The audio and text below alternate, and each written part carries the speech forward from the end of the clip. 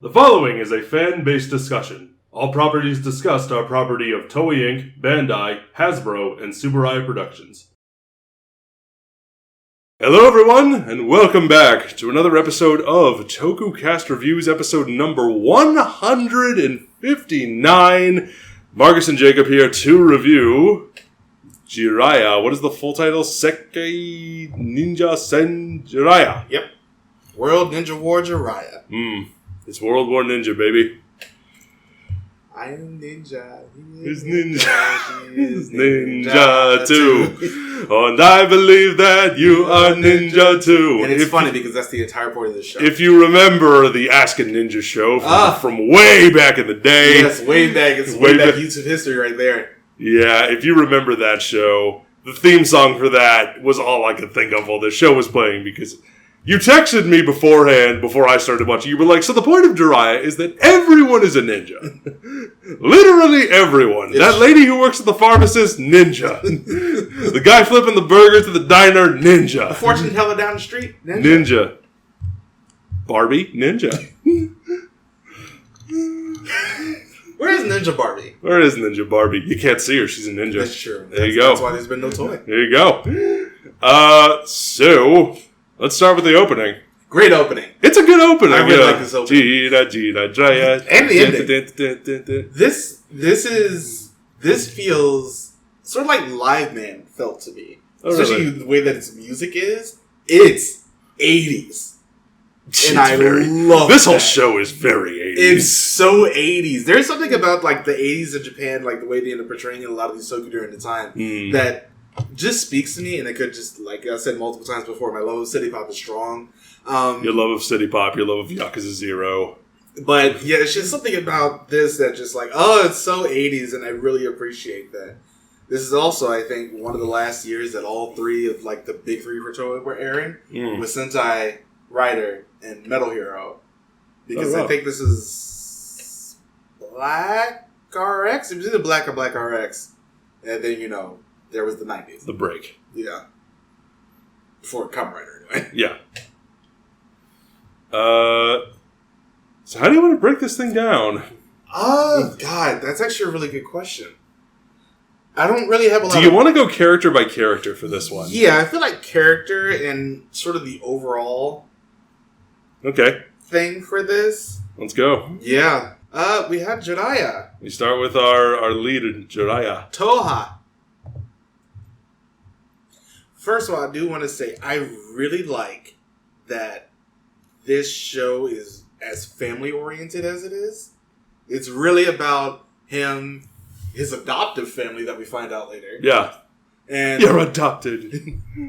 And just, them coming up together. Mm-hmm. And with Tetsuzan.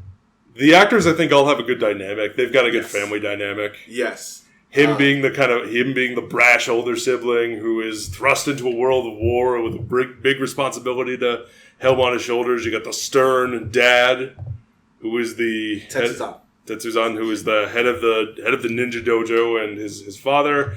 He's got a little sister who's kind of a brat, but she can get stuff done when needs to be. And then you've got the adventurous, spunky little brother. Who, actually, there are three fairly big Sentai actors in this. We have the little brother, who goes on to play Boy in Z-Ranger. Really? Yeah, he was yellow. Oh, interesting. Tappa was Blue Mask. That's right. Yeah. And, of course, the legendary, the queen, the moment, the inspiration of Machiko Soga. Machiko Soga as, what is her character's name? Butterfly? Nope. She was Madam Spider. Madam Spider, thank you. I knew she was one of the bugs. Also, I think this is the first Butterfly, I'm thinking of Sekiro. This is the first time that we've seen, like, especially in this case, an actor who later goes on to play a bigger role in a different show because he was just a kid in this. Yeah. Manabu. And then he goes on to play Boy. So the Yellow Ranger. It was him and Pink and Black had an interview with Karen Ashley. Oh, really? And also St. John. Because they were all at Power Morphicon at some point. They just did like an interview for her channel. Oh, that's cool. Yeah. Hope it was a good interview.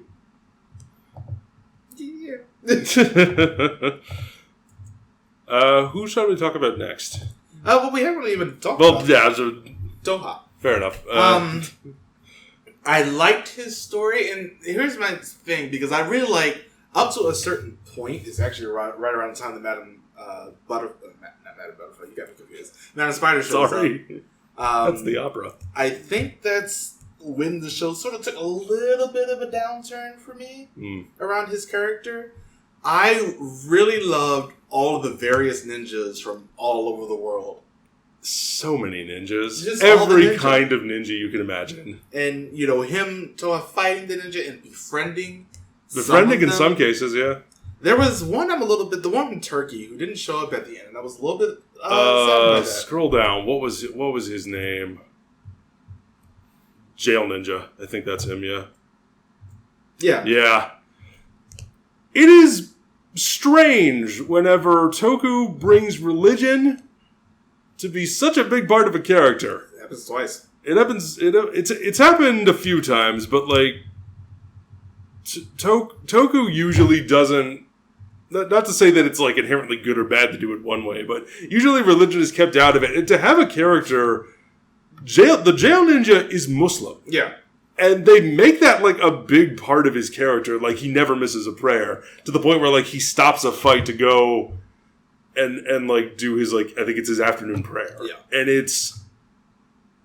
I'm not going to say it's bad. I'm just going to say it's like, that is not something you ever expected to do. You didn't really expect to see in that. They also have one, it's like a religious clan with a Holy Ninja Alamasa, which felt very cult-esque. Japan got some experience with that. It's true. Well, we do too. I mean, you know, U.S. certainly does as well, but it's like... The Mansons. Yeah. I mean, among many others. Yeah, many others. A few now. But, getting back to Toha. Yeah. I was not expecting him to be as much of like a brash kind of dick as he was. In some cases, yeah. In some cases, for sure. For the most part, like he's kind of like a hothead, kind of a like, you know, very energetic teen who is eager to go out and, you know, prove himself and to fight. Is also, like you said, he's 19. Yeah. And yeah, his dad is older. I'm thinking in particular of how you do not like the characters who are very earnest and very eager to help. And yes, I will save you and I will do good because I am good and good is good. No, he felt more like a real person. Yeah. And I like that. I think it's because of these circumstances that happened around him. He lost a lot. Yeah. he kept getting checked almost every single time. It's like, bro, you got to calm the hell down. And then, like, once he does and really starts to take everything a little bit more seriously, it really starts to show in his character going forward. And I think that really does a lot of benefit, not just for him, but us for the audience, seeing this character really grow over the course of the show. How do we feel about the suit? The Jiraiya suit. I like the base suit. I like the one when he gets armor a lot more. It makes it look a little bit more actual Metal Hero. The first one looks a lot more like a ninja, which it should. That makes sense for the entirety of the show, as we said, as they do in the theme song.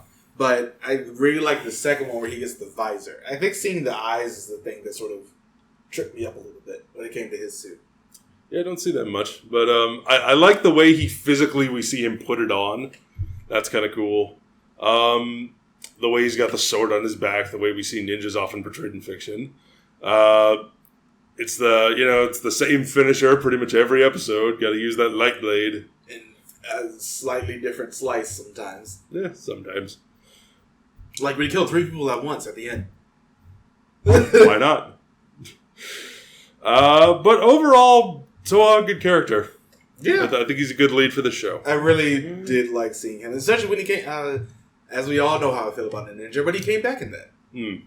He has a successor. I like that episode. Yeah, he has a successor now. Which he appointed in Q Ranger? Yes. The Space Squad. For that. Kay! His sister, 16-year-old. I will say there's a character, Mr. Henry, whatever his last name was. Who? The fortune teller. Right. No. And it's weird because it seems like that's never really stopped for this actor. because he was the guy. He was like the scientist guy from Gavin and the other two, and he just kept showing up. He was basically pretty much in every show except for I think the last two. Interesting. Yeah, but Kay herself, I quite liked her. Really? Yeah, I thought she was fine. I like the way that she plays off the rest of the cast. Yeah, her individually is like, yeah, she's good. She has a couple of. At least that's just me. At least this show, and I'll give this show this. They have quite a number of episodes where Jiraiya is not the focus. That's true. Okay, gets. They eventually do need him to, beat the bad guy at the end, but because nobody else can have. Because nobody else has the light sword that can do it, but, or even a special move, or a special move, or a suit, or whatever. But the way they do split the focus, between other characters, especially when it's. Because even now you don't really see that much. No. Because when you have shows like Kamen Rider or even with the other Metal Heroes, the focus was always that we've seen so far. That we've seen so far. But like the Metal Hero is always there getting tangled up in something else. And then in this show, you do have episodes where it's like the little brother will get caught up in some sort of mischief with the villains. Or he'll actually end up having like a whole episode where he runs away. Yeah, runs away. And they'll be caught up in their own thing. And Jiraiya is just kind of like off to the side, like either worrying about them or off doing his own thing. And then eventually everything comes to a head and we need Jiraiya to fight the bad guy. But it's still, good point. You don't see that. Also, Toe has an alien. Like one of his ancestors was an alien. That one they sort of just dropped and never that's a thing, yes. But the way that it's given as information to us and to them, it's sort of not done well. Does that feel like it's one step too far? Yeah, it does. Because this show, I think the show. I mean, like the whole show, I think is just it's unabashedly silly. Yeah, but I think in a fun way. It's just I'm not saying that as a negative. I'm saying that's just what it is. But like, aliens is the one thing that maybe we didn't need that because they're all fighting to go find Paco. Yeah, Paco, which is a terrible name. Which is a dumb name. But like, apparently Jiraiya's ancestors. Because the whole crux of the whole show is his stepfather, or his adopted father, I should say, is the keeper of a tablet. Half of a tablet, and this reveals the location of where Paco is. Yeah. And Paco is like, it's a MacGuffin. It's very nebulous. It's like some sort of, is it a power source? It's something that will grant, infinite power or whatever to whoever wields it. Have you. Something like that. And so that's the main crux of the show. Our main villains are after that half of the tablet. Jiraiya has to keep fighting them off. Yeah. And then end of the show, the giant robot monster shows up. No, it's just the giant robot flies off with Paco inside of it. I know, but it has to fight a giant. Yeah, basically the Dark Moon will come down and shoot Paco, and if Paco... The ending of this show is wild. I know we're getting a little off topic from characters, but I need to talk about the ending. Yeah, we do. The ending of this show is just bananas. It's the most... It is one of the most... Like just sitting there like mouth open, like trying to figure out what I'm being told, because it's like weirdly existentially scary.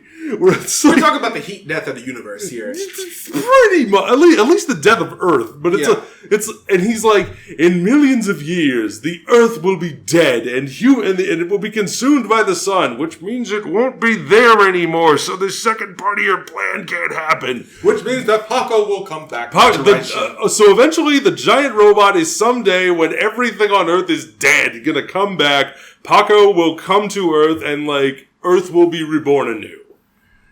And that's like the happy note that we end this show on.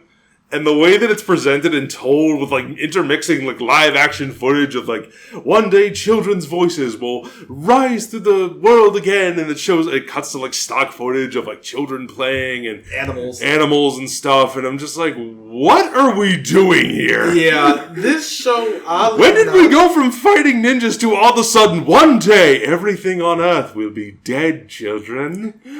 This show, oddly enough, had the exact same problem that I had with Build. Okay, go on. Where build got too big. They built too much. It's weirdly enough because they had the exact same problem. Aliens. Why? Aliens. That's the one thing. It's like as soon as they brought in the aliens, that's why when are there so many ninjas? Aliens. That's when the show just went wild, and we're just sitting here like, why are they here? It's unabashedly, as I said, the whole show is very silly in terms of its tone, in terms of the presentation of it all. I understand that Paco came down from space, so it's obviously an alien spaceship. Yeah, but it's the fact that they sort of did that and don't do anything with it for about 35 episodes, and then everything is suddenly aliens. Yeah. When everything up to this point has been grounded on Earth, you know, as grounded as a show like this can get, where you have like, you know, ninjas and fantasy and magic and all that nonsense. But if you're going to do something like that, it sort of needs to tie into the ones that came before Metalder, where space was sort of where everything took place as it was, and everything was in space, and then we follow the metal hero as he comes to Earth or across the galaxies. And that way, it wouldn't feel like system. When Demost gets introduced, it doesn't feel like the show suddenly got too big for its britches. That's sort of like the one problem I have with it. But it's like up until when it's just like everybody with Jiraiya and the others fighting all the world ninjas, this show was so fun. It's just that what is happening at the end of this? But yeah, back to the characters. Back to the characters. Who is next? Manabu. The youngest. The younger brother. Wasn't a huge fan of him, but I think I liked him more as the show went on. Yeah. Because I think he does grow out. Because when we first get introduced to him, he's just a dumb brat kid. He's 10. He's 10, and it is reflected in his character, I think. 9 then 10. He does things that are stupid, but they are things that you expect a kid to do because they're stupid, because they don't understand consequences yet. And his actor, as we saw in Zero Ranger, his actor is definitely not awful. I thought he was fine. Yeah. I think the acting in the show across the board, like, it's good.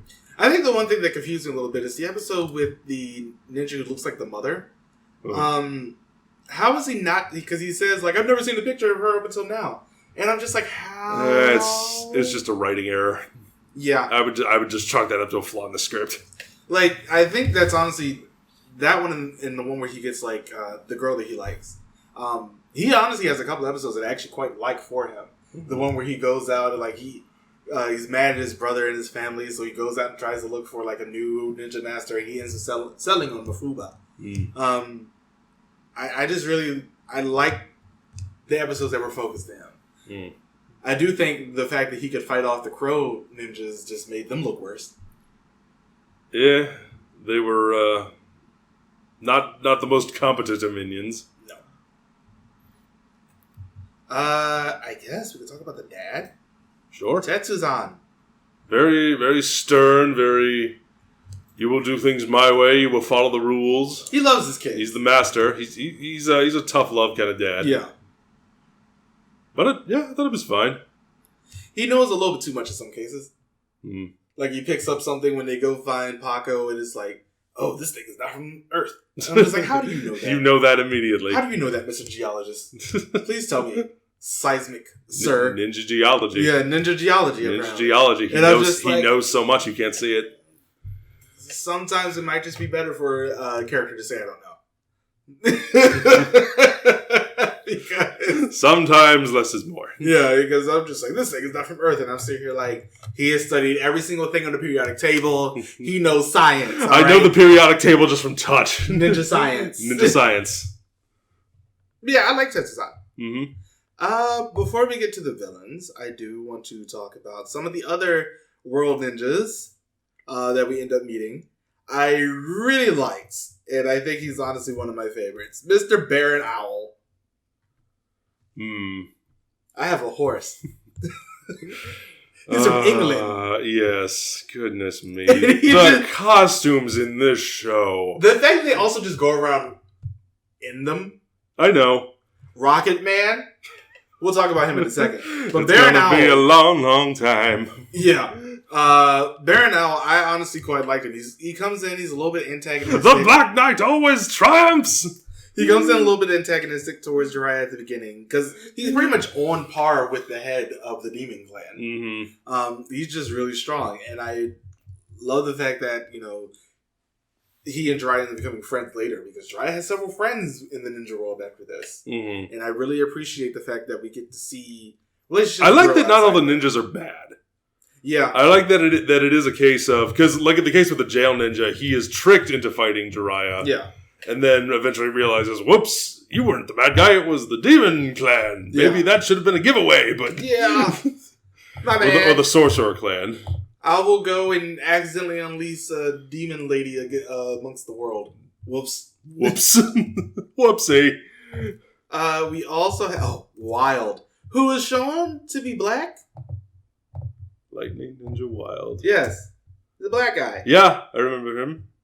And then he wasn't. Just like that's erasure. That is, but it's also the 80s of Japan, so it's unfortunate.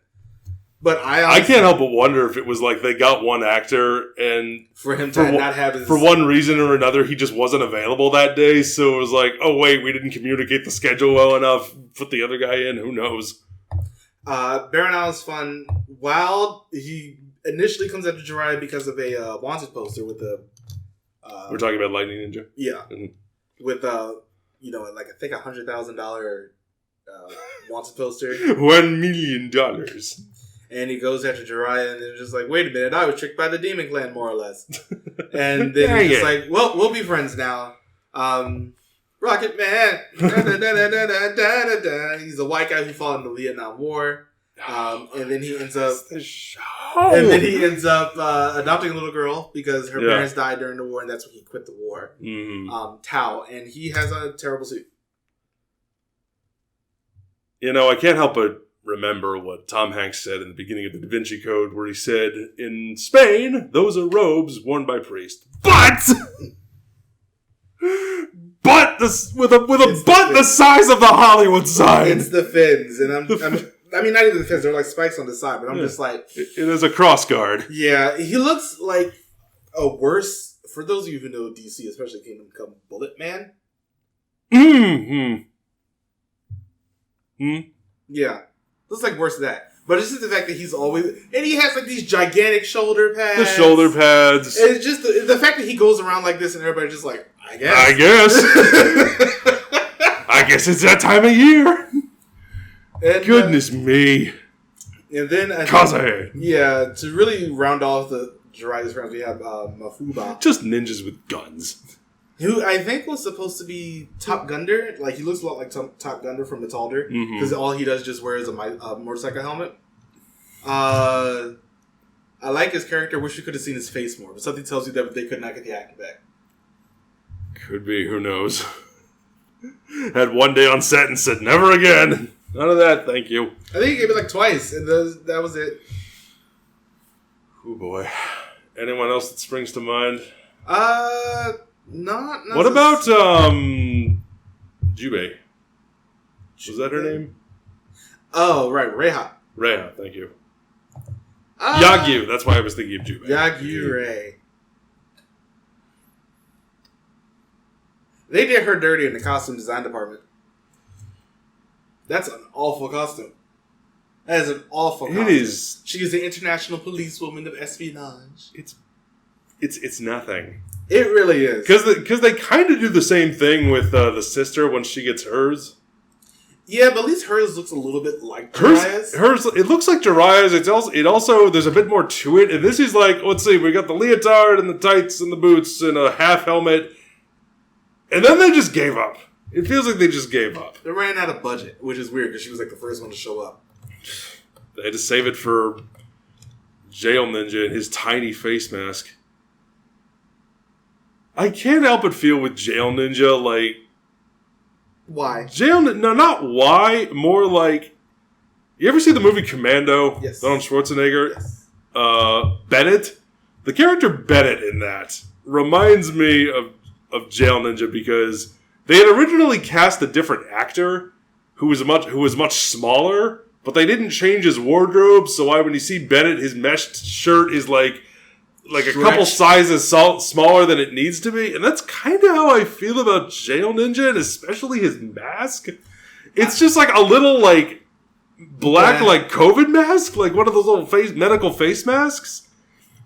And it's just like, what are you doing here with this? The weirdest thing was the fact is with Rei, because she and apparently Jiraiya are like related. Because she is also part alien or something, and she does things to the sword, and she has ties to Paco, and Paco speaks to her, and she lost her mind halfway, like part of the way through the series. I hate it when that happens. Tappa's just like, I'll take her here, and then Tappa, and then she gets her memories back, and then we never see Tappa again. Spear Ninja Tappa. Which is weird, because I actually here 1 minute, gone the next. I honestly like, as we know, because we talked about Maskman before, he was probably one of my favorites, him and Yellow, in that show, because it was Yellow Mask and Blue Mask fighting out of suit. Those are your two favorite things. And they didn't let Tappa do that enough in this show. Because I think, Maskman was ending around the time that Jiraiya was starting.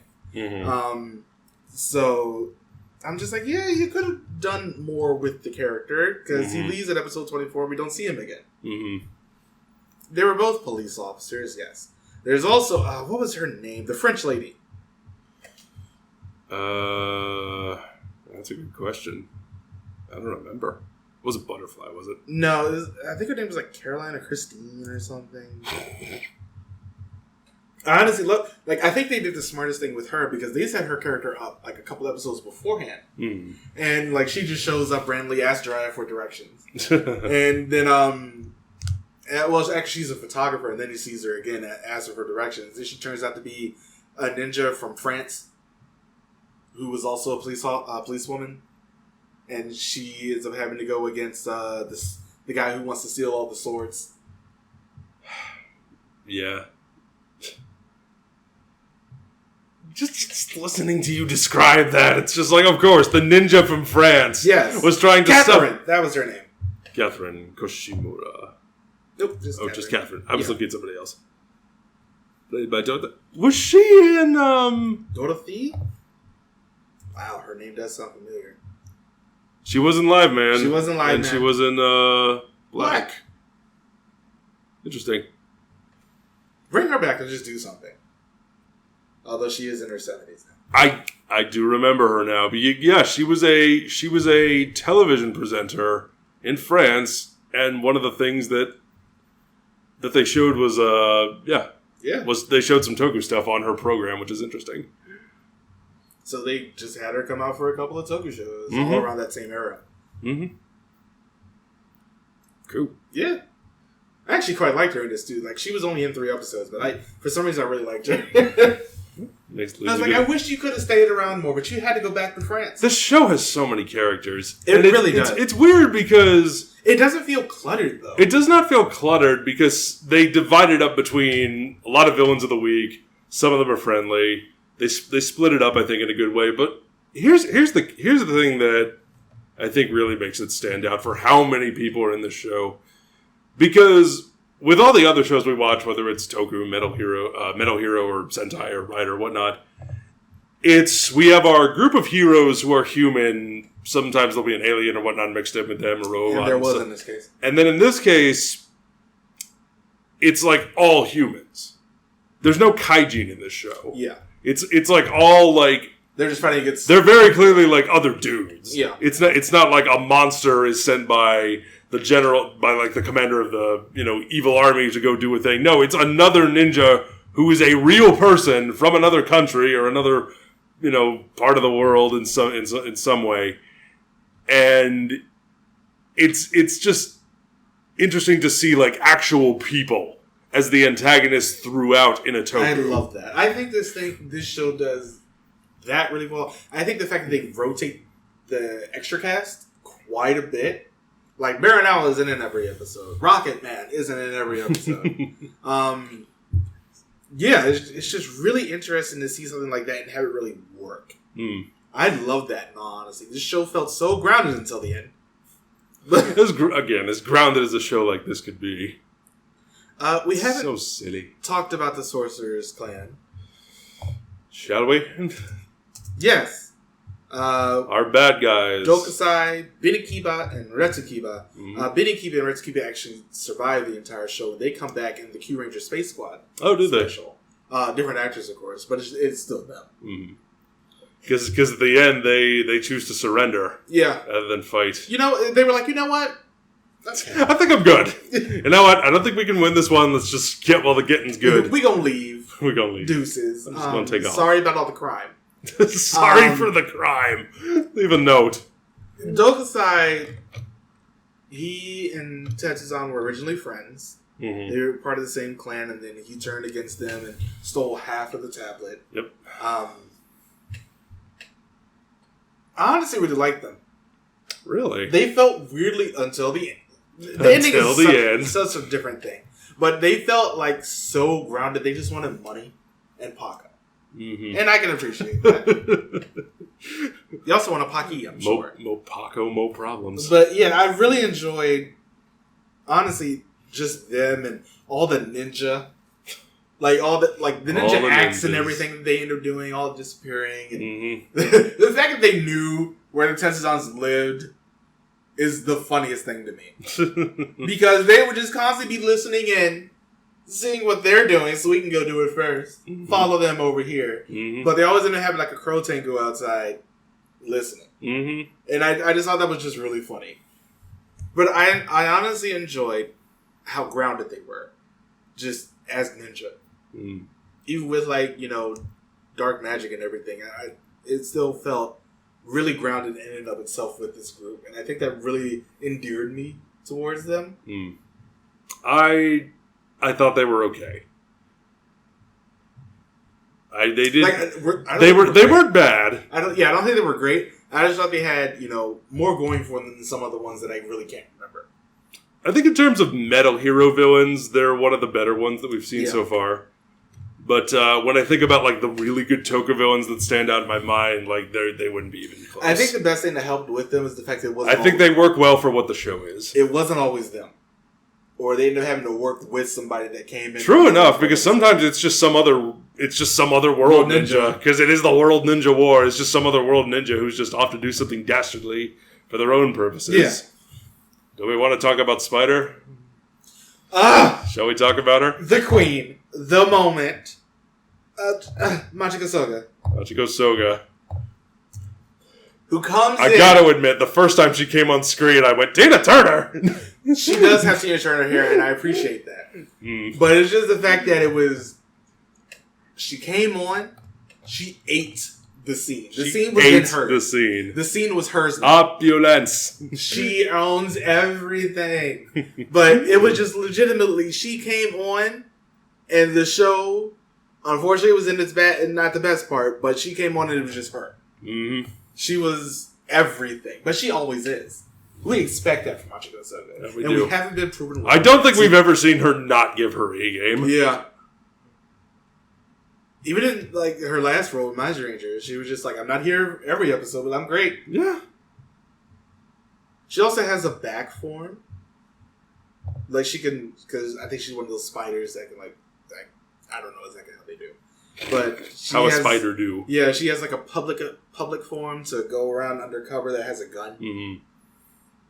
That's pretty much the. I don't know. Maybe it's a spider that has a pattern on its abdomen to that's probably discourage predators or something. Who knows? But I just, I love Machiko Soga in this. I just love her in everything. I want more her. I need to see what else she's in so I can make sure to watch it. Besides Jiraiya. This is already seen. Well, we do have Denzi Man. Yeah, we do. We will always have Denzi Man, which she's amazing in. Sun Vulcan. She passed away far too young. Yeah, she really. Well, she was 68. But... It's 68 for me. I think that's fair. young. That's fair, actually. Cancer. Yeah. We miss her. Yeah, she's also in Spielbahn. Oh, right, we already watched Spielbahn. We did. Damn. Oh, we had to see what else she's in. Because we have to watch everything with her. We also have Jiraishin, who is the giant robot. I love the fact that it's not really there to be something that comes in every episode. Mm-hmm. It only shows up at the very end. Yeah. It shows up like once in the mid-30s, and then like shows up very sporadically afterwards. And then it's like, this is how you get to Paco. It doesn't really become important, I would say, to the plot until the very end. 6 episodes. And I think that's something that really helped it, because this show did not need Giant Robot. Although I will say, I like the way the Jiraiya looked. Yeah, it's a pretty good design. It feels like a precursor to Daireno. Yeah. From Dairanger. I could see that. Or Kakuranger, rather, in this case. Again... Kakuranger Daishogun. Like you said, this is not a show that required a giant robot. No. But... I appreciate the giant robot that we got. Yeah, the way it was used, I think, was effective. Yeah, it was much more of a plot device. Instead of just, I use this to fight every episode. Nope. It was a plot device, and I think that's what made it sold it to me. Mm. Is there anything else you would like to touch on? I will say, I like this show. I quite like this show. Everything really? Okay. with the World Ninjas was great. It's just the aliens. Just the aliens. And I think that's the thing that sort of dragged it down for me. Because once you got to the latter half of it, you sit here like, In terms of the metal heroes that we've watched so far, where do you think this one ranks? Below Metalder, above pretty much everything else, except Just Beyond. I would say... Yeah, for me, because it would be Just Beyond, then Metalder, and then I think I would say this. Yeah. I think I would switch Just Beyond to Metalder, but yeah. Or what are the metal heroes that we reviewed? We reviewed Sheriban, Scheider, and Gavin. Mm-hmm. Just Beyond, Metalder, and now this. Does Spielbahn count? Spielbahn is also one. Yeah, I would say this is the third best then. Yeah. Which I think this show is good. Yeah. I did not... Hate it. I didn't feel particularly strongly on like either end of the spectrum about anything about it, but I enjoyed my time with it. Yeah. There were things it's good, cheesy 80s fun. Yeah, there were things I just really enjoyed. There were things I didn't. And that's fine. But yeah. There we go. Next time, we're doing some movies. Doing a double feature. We're doing the Hakaider movie from the 90s, and we are doing the Kikaider reboot movie from that aired around the same time as Gaim. Yeah. So we're going to do both of those. Even though we haven't seen Kikaider 01. Oh, well. We'll do that one later, actually. That's in the pipeline. It's just because after Hakaider and Kikaider, we are doing Geats. Yes, we're doing Kamen Rider Geats. The Sunday that Gacha premieres is the day that the Geats review will be up for us. Mm. And then what is coming after that? Mega Monster Battle Neo. Yeah, so we're doing that because I won't have any time. It'll be short because he's leaving for Japan. Yeah, I'll be gone for 2 weeks. So. Mm-hmm. Gotta get something short in there, but we'll let you know what we're doing when we get to Mega Monster Battle Neo, because it's probably also going to be something short, because it's going to be a month between reviews at that point. But I will have videos and stuff from my time in Japan. There you go. Look forward to that. There you go. But yeah, if you can join us all the things, we'll see you next time. Bye, everybody. Thank you for watching.